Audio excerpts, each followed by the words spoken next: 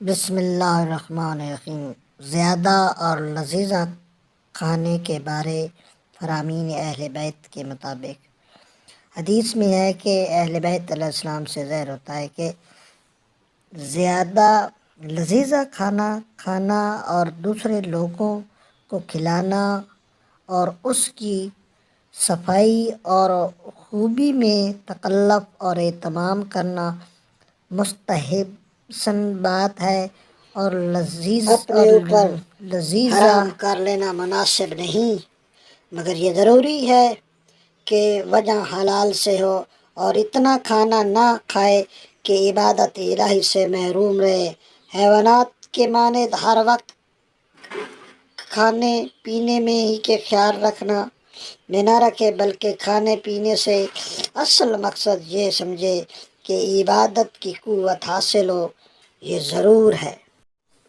دوسری معتبر حدیث میں ہے کہ انہیں حضرت سے منقول ہے کہ خدا تعالیٰ قیامت کے دن بندہ مومن سے 3 چیزوں کا حساب نہ لے گا: 1 اس کھانے کا جو اس نے کھا لیا، 2 اس کپڑے کا جو اس نے پہن لیا، 3 اس باعزت باعفت زوجہ کا جس کی اس نے خواہش پوری کی ہو اور اسے حرام سے محفوظ رکھا ہو۔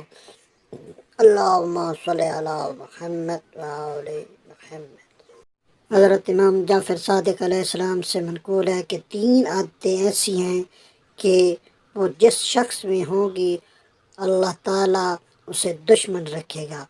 اول، شب بیداری کے بغیر دن کو سونا، بے موقع محل ہنسنا، شکم کو پیٹ کو پر ہونے کی حالت میں کھانا کھانا، یعنی پیٹ بھر کے کھانا کھانا۔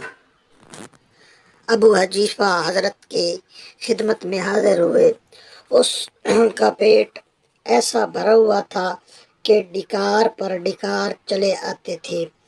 حضرت امام جعفر صادق علیہ السلام نے فرمایا، اپنے ڈکار روک، کیونکہ جو شخص دنیا میں خوب پیٹ بھر کر کھانا کھاتا ہے وہ قیامت کے دن سب سے زیادہ بھوکا رہے گا۔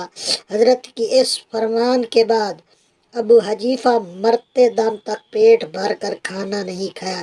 ایک اور فرمان کے مطابق خداوند عالم اس معدے سے زیادہ کسی شخص کو دشمن نہیں رکھتا جو پیٹ بھر کر کھانا کھاتا ہے۔ حضرت عیسیٰ علیہ السلام کسی شہر میں پہنچے، ایک عورت اور ایک مرد آپس میں لڑ رہے تھے۔ لڑائی کے باعث دریافت کیا تو مرد نے جواب دیا کہ یہ میری بیوی ہے، نیک ہے، پاک ہے، کوئی عیب نہیں رکھتی، مگر مجھے پسند نہیں ہے، میں اس سے جدائی کرنا چاہتا ہوں۔ حضرت نے پوچھا، آخر اس کا باعث کیا ہے؟ وہ بیان کرنا عرض کی کہ یہ بڑھیا بھی نہیں ہے، مگر اس کے چہرے کی رونق جاتی رہی ہے۔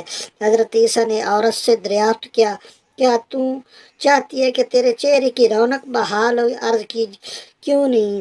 فرمایا، جس وقت تو کھانا کھائے پیٹ بھر کر نہ کھا، کیونکہ زیادہ طعام معدے میں جوش مارتا ہے اور چہرے کی رونق بگاڑ دیتا ہے۔ چنانچہ اس عورت نے حضرت کے فرمان پر عمل کیا کہ موجب بنی اور عمل کرنا شروع کیا، اور اس کا چہرہ اچھا ہو گیا اور اس کا شوہر اس سے محبت کرنے لگا۔